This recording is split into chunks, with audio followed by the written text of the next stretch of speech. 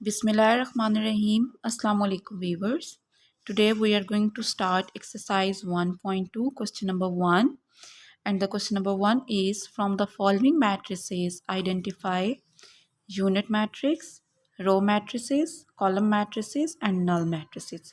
Students देखें कि ये सारी जो हैं ये क्या हैं matrices की टाइप्स हैं। ठीक है, इस क्वेश्चन में वो आपको कह रहे हैं कि ये जो आपको गिवन है क्वेश्चन में ये सारे matrices आपने बताना है कि इनमें से रो मैट्रिक्स कौन सा है, कॉलम मैट्रिक्स कौन सा है, नल कौन सा है और यूनिट कौन सा है। ठीक है, तो पहले मैं वन बाय वन एक्सप्लेन करती हूँ, देन हम ये क्वेश्चन सॉल्व करते हैं। देखें यूनिट मैट्रिक्स क्या होता है।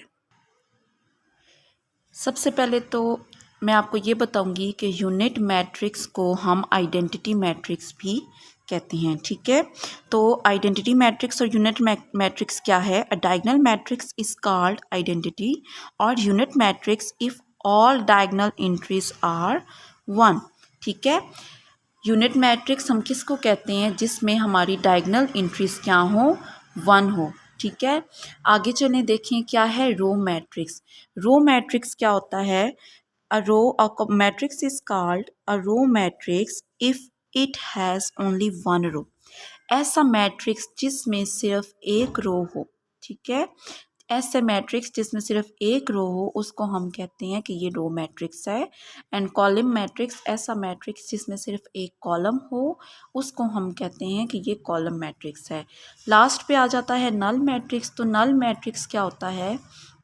नल मैट्रिक्स एक ऐसा मैट्रिक्स है जिसमें तमाम की तमाम एंट्रीज, मैट्रिक्स की जो तमाम एंट्रीज हैं वो क्या हों, ज़ीरो हों। तो अब देखें क्वेश्चन को सॉल्व करते हैं। हमारे पास ए मैट्रिक्स क्या है, 0 0 0 0। देखिए कि इस मैट्रिक्स के अंदर तमाम एंट्रीज क्या हैं, तमाम नंबर्स क्या हैं, ज़ीरो हैं। तो ऐसा मैट्रिक्स जिसके अंदर तमाम एंट्रीज ज़ीरो हों उसको हम कहते हैं नल। ठीक है, तो हमारा ए मैट्रिक्स क्या है, null matrix. Is it clear. Next है B. B is equals to 2 3 4। देखें इसमें सिर्फ एक रो है। ठीक है, इसमें क्या है, एक रो है। तो ऐसा मैट्रिक्स जिसके अंदर सिर्फ एक रो हो उसको हम कहते हैं कि ये क्या है, रो मैट्रिक्स है।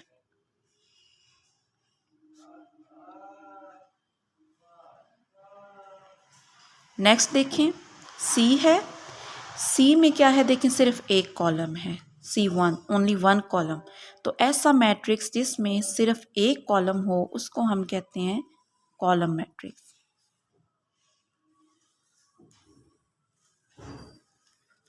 नेक्स्ट देखें डी। डी में देखें, डी में ये डायगोनल एंट्रीज हैं और डायगोनल एंट्रीज क्या हैं, 1।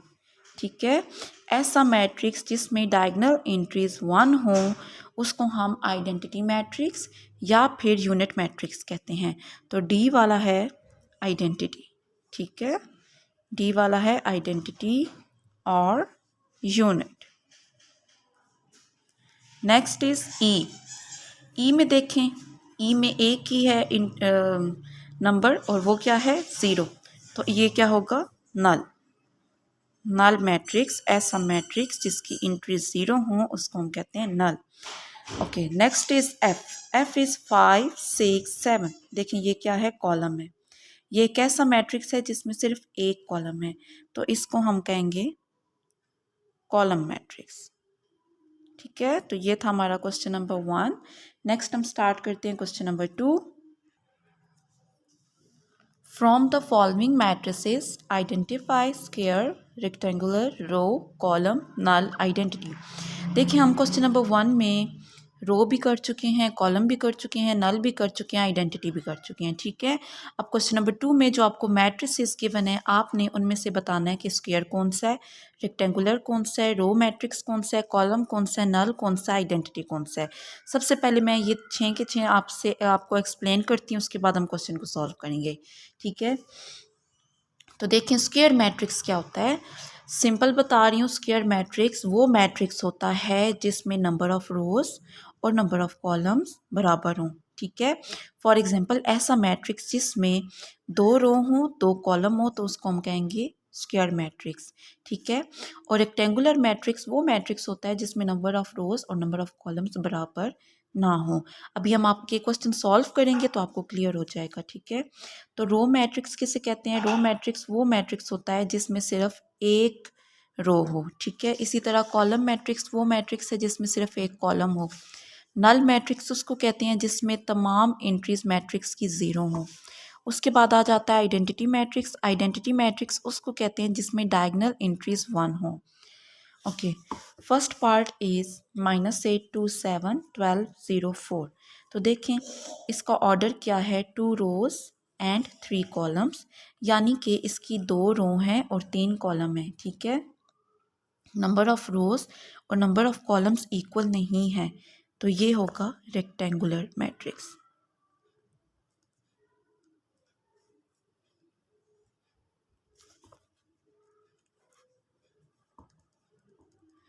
नेक्स्ट है 301, इट्स अ कॉलम, ठीक है। इसमें सिर्फ एक कॉलम है, तो ये कॉलम मैट्रिक्स है। अब देखें कि कॉलम के साथ ये और क्या कौन सा मैट्रिक्स बन रहा है। रो देखें इसमें कितनी है, 1 2 3, 3 रोज हैं, कॉलम कितने हैं, 1।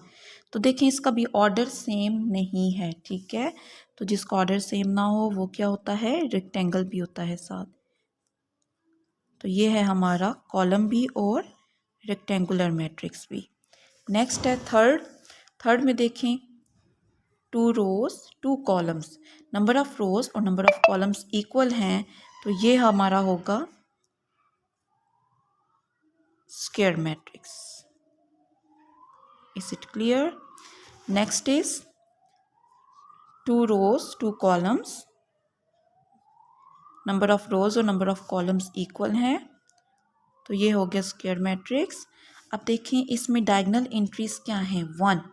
तो ऐसा मैट्रिक्स जिसमें डायगोनल एंट्रीज 1 हो, ठीक है, उसको हम कहते हैं identity.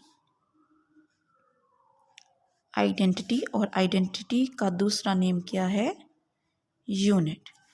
Okay, next is 3 rows and 2 columns, number of rows और नंबर ऑफ कॉलम्स इक्वल नहीं है, so it's a rectangular matrix.